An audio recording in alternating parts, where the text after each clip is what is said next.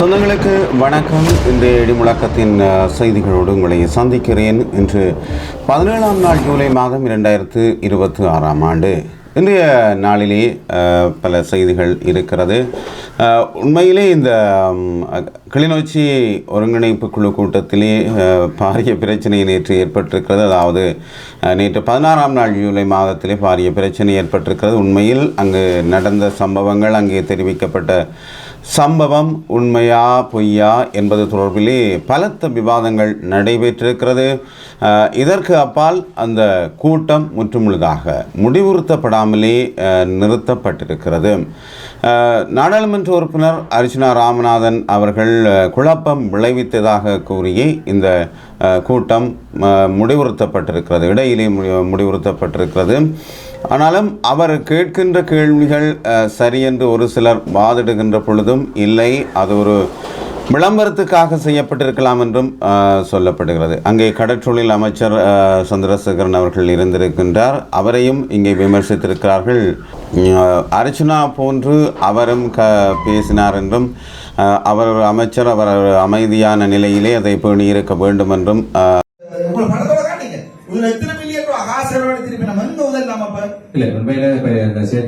எங்களுக்கு ஒரு சிஓவால தான் நடந்துருக்கிறதுனால எல்லாத்தையும் நாங்க கோஆர்டினேட் பண்ணி கொண்டிருக்க கஷ்டமா இருக்குன்னு சொல்லி கேள்வி. பாவிக்க காசுங்க உங்க தென்னங்கண்டு இல்லாமங்க உங்க காணி இருக்கிற எல்லாமே இப்ப கிரிக்கெட் கிரவுண்ட் நடந்தோன்னு இருக்கு.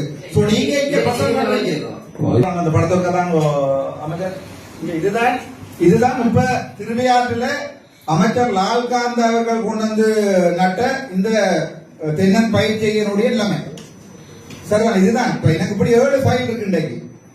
இதுதான் இப்ப இருக்கலாம். இந்த 2வது படம் காட்டுற அமைச்சர் கொஞ்சம் என்ன கலக்க விடுமோ. இந்த தென்னங்கண்டுகள் கணக்கு தெரியுதா? இதான் இது சம்பந்தமா வன்மைக்கு நான் ஒரு ரிப்போர்ட் போய் இந்த தென்னங்கண்ட சிச்சுவேஷன் அந்த இடத்துல எத்தனை மில்லியன் செலவழிச்சிருக்கீங்க நீங்கள்? இவ்வளவுக்கும் பசங்க என்ன ஜோகண்டா அமைச்சர் தொடங்கினதா அமைச்சர் இல்ல இப்ப நாங்க சொன்னா இப்ப தொடங்கி கொண்டிருக்கிறது கண்டாவள பூனேரி மற்றதுதான் போயிருக்கிறோம். நீங்க லால்கான் அமைச்சு வந்த விஷயத்தை வாசிக்கும் பொறுமோ நீங்கள் மேம்படி முகவரி வாசிக்கும். ஆனா செந்தூர்நாயகனா தங்களின் மேன்மை மிகு கவனத்துக்கு அறிய தரப்படிய இனக்களி இருக்கு. கடந்த ஆண்டு கௌரவ அமைச்சர் லால்காந்த் அவர்களால் தென்னை பயிற்சிகை மற்றும் கச்சான் பயிற்சிகை திருவிழா பகுதியில் வாசிக்க விடுவோம். ஏன் அவசரப்படுறீங்க? உப உணவு திட்டத்துக்கு அரசால் வழங்கப்பட்ட பிரதேசத்தில் வார்பார்த்த பயிராக தென்னம்பிள்ளை நாட்டிற்கு கனகச்சிதமாக அமைச்சர் அழைத்து அமைச்சர் முன்னிலையில் ஊழல் புரிந்துள்ளனர். இங்கு கவனிக்க வேண்டிய விடயஞ்சாலில் இப்பிரதேசமானது படித்த வாலிபர் திட்டத்தில் தலா 3 ஏக்கர் நிலம் ஒவ்வொருவருக்கும் வழங்கப்பட்டது. அதாவது 1 ஏக்கர் குடியிருப்பு, 1 ஏக்கர் விலங்கு வேளாண்மை, 1 ஏக்கர் மரக்கறி பயிற்சிகள். ஆனால் இங்கு அமைச்சர் லால்காந்தவினால் தென்னை 5 ஏக்கரில் நாட்டப்பட்டு இன்று அவை அனைத்தும் அழிவடைந்து சிறுவர்கள் விளையாடும் துடுப்பாட்ட மைதானமாக உபயோகிக்கப்படுகிறது. மேலும் 5 ஏக்கர் காணியில் 2 ஏக்கர் காணி ஒதுக்குப்புற காணிகளாகும். இப்ப அரசிடம் ஊழல் இடம்பெற்றுள்ள இந்த விடயத்தில் இதன் மூலம் உறுதிப்படுத்திக் கொள்ளலாம். கடிதத்தை வாசி முடியும். ஏன் நீங்க அவசரப்படுறீங்க? மேலும் அந்த கடிதம் மொட்டை கடிதம் இல்லையா, சைமர் தான் தந்திருக்கீங்க. மேலும் ஊழலுக்காக ஆற்றின் ஒதுக்குப்புற காணியை கரட்டி பிரதேச செயலாளர் தென்னை நடுகை என்ற போர்வையில் அதற்கும் அனுமதி பத்திரம் தயாரிக்கும் நடவடிக்கைகளாக செயற்கையாக வெள்ள பாதிப்புகளை உருவாக்கும் நோக்கமே ஒரு தன்னவர் 2 ஏக்கர் ரை ஆற்று காணியை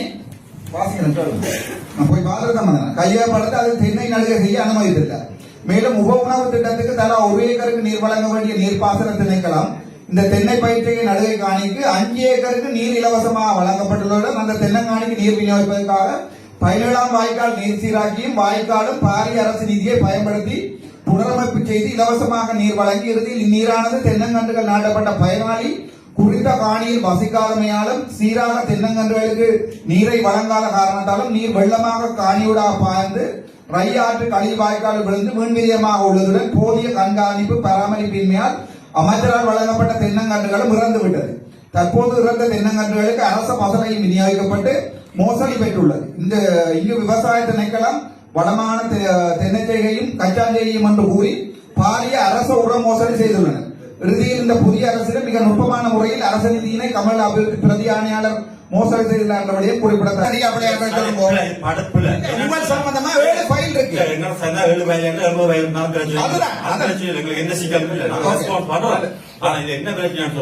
ஒரு சென்ஸ் கூட கவர்மெண்ட் செலவழிக்கல. ஒரு அப்ப அந்த தென்னம்பிள்ளை எல்லாம் யார் கொடுத்தது? தென்னம்பிள்ளை கொடுத்தது கோகனட் போட்டால கொடுத்தது அதே அது ஆட்ட தென்னம்பிள்ளை காணி காசு தான். கோகனட் போட்டால கொடுத்த தென்னம்பிள்ளை அதுதான் அந்த தென்னம்பிள்ளை யார் கோக்கடை போட்டு யார் கொடுத்தது?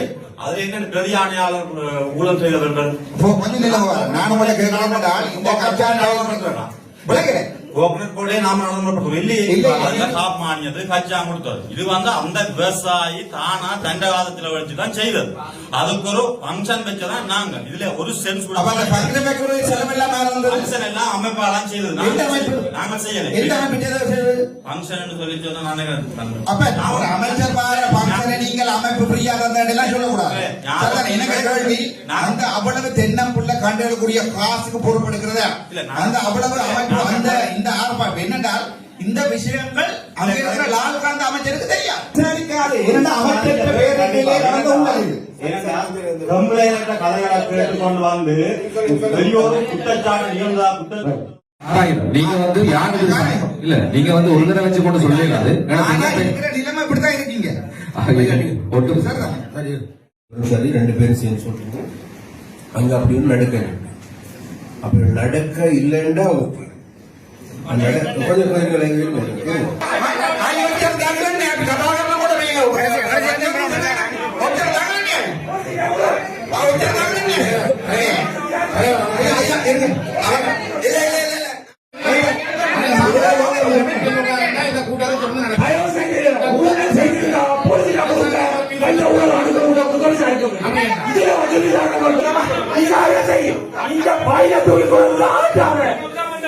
அவருக்கு ஆடு கொடுத்து வந்த கள்ளன் அவன் பையில கொண்டு வச்சு ஆட்டோ யாருக்கு போலீஸ கொடுக்க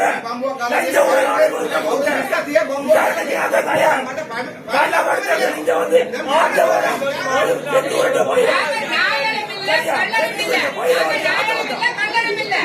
ஒரு குற்றத்தை விசாரிக்கிறதுக்கு விசாரிக்கிறது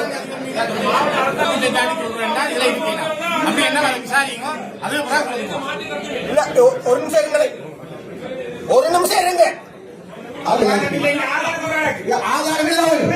அபாண்டமான போலீஸ் மாத்தாதீங்க. ஜிஏ வேலை அபாண்டமான போலீஸ் இந்த கூட்டத்தை ஆதாரம் கொண்டு போய் வெளியில போங்க.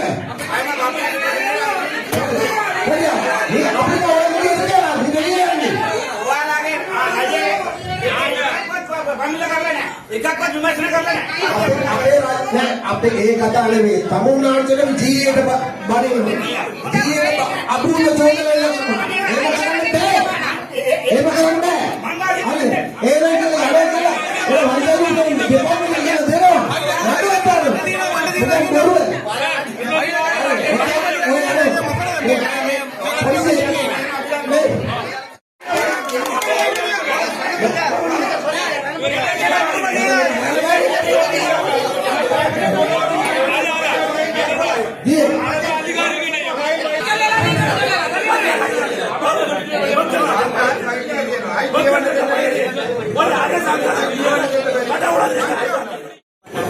அந்த வேண்டுதலுக்கு அமர்ந்திருக்கிறீங்களா? கொஞ்சம் இருக்கிறீங்களா?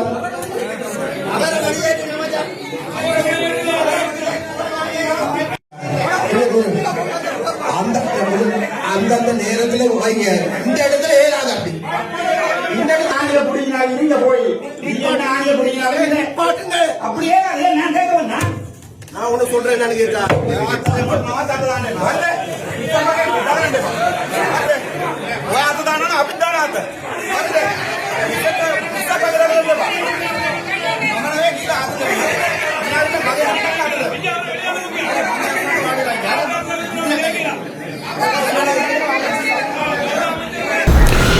இந்த நிகழ்வு தொடர்பிலே பல்வேறு விமர்சனங்கள் முன்வைக்கப்பட்டிருக்கிறது. முகநூல் தளங்கள் ஊடாகவும் முன்வைக்கப்பட்டு கொண்டிருக்கின்றது.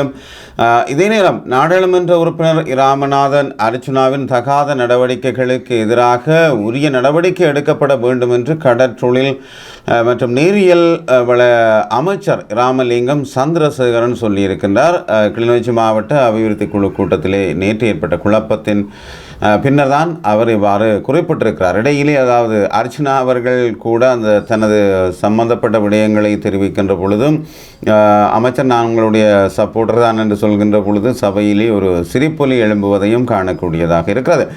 ஆனாலும் இந்த விடயங்கள் தொடர்பிலே நாடாளுமன்றத்திலே விவாதிக்க வேண்டிய ஒரு தேவை இருக்கிறது. இந்த விடயம் நாடாளுமன்றத்திலே கட்டாயம் விவாதித்திருக்க வேண்டும்.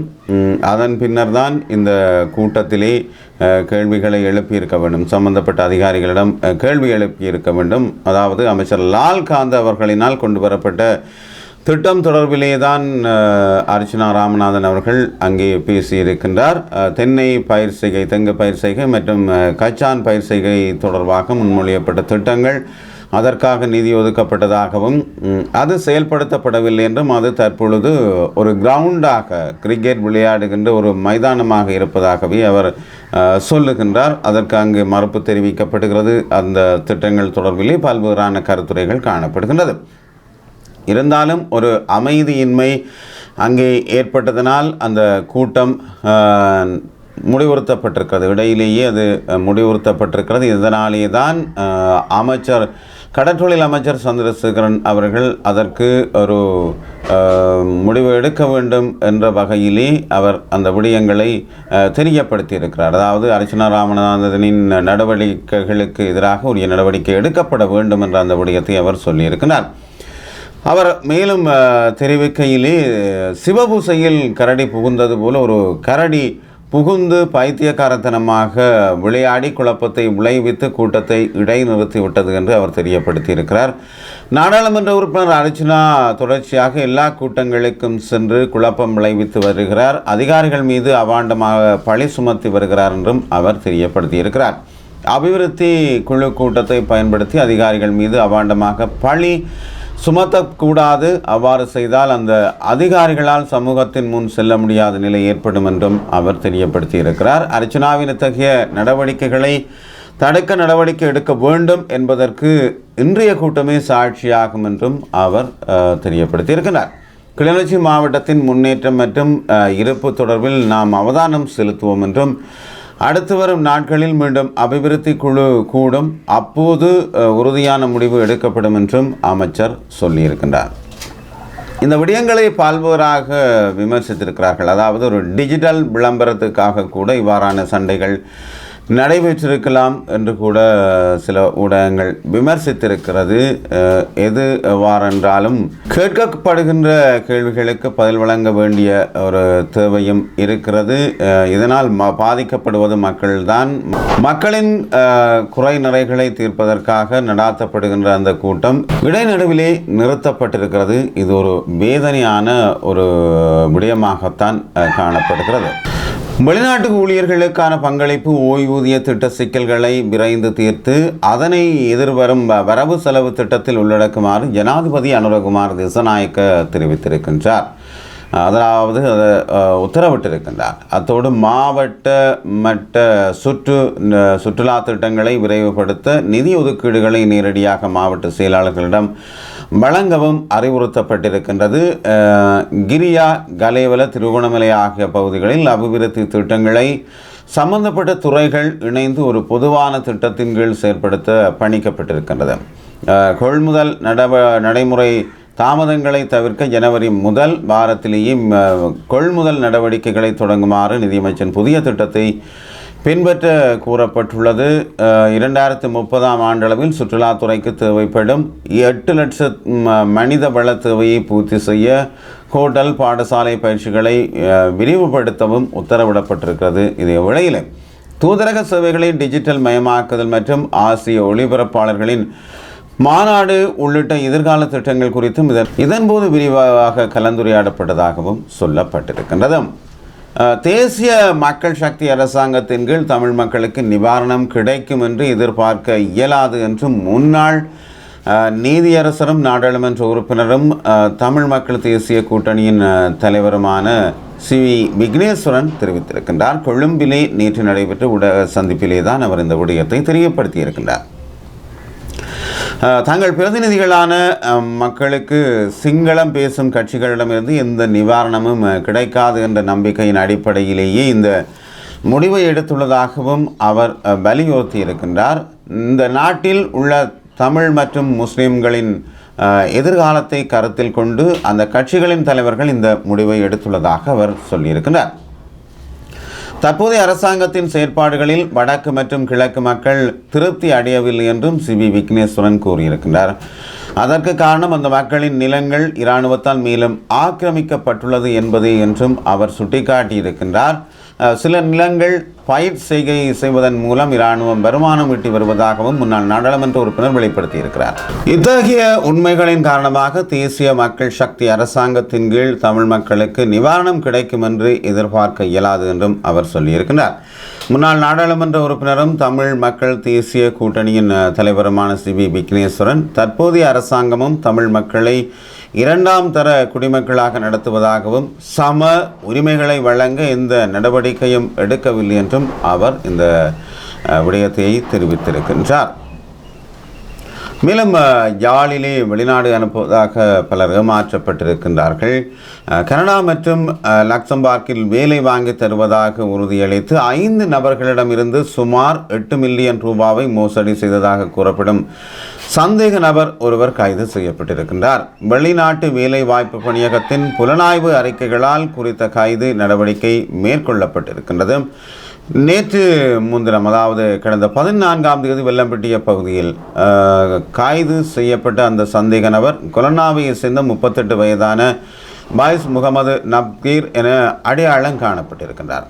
விசாரணைகளின்படி யாழ்ப்பாணம் மல்லாகம் பகுதியை சேர்ந்த 5 நபர்களுக்கு கனடா மற்றும் லக்சம்பர்கில் வேலை வாங்கி தருவதாக உறுதியளித்து சந்தேக நபர் சுமார் 8 மில்லியன் ரூபாவை மோசடியாக பெற்றுக்கொண்டமையும் கண்டறியப்பட்டிருக்கின்றது.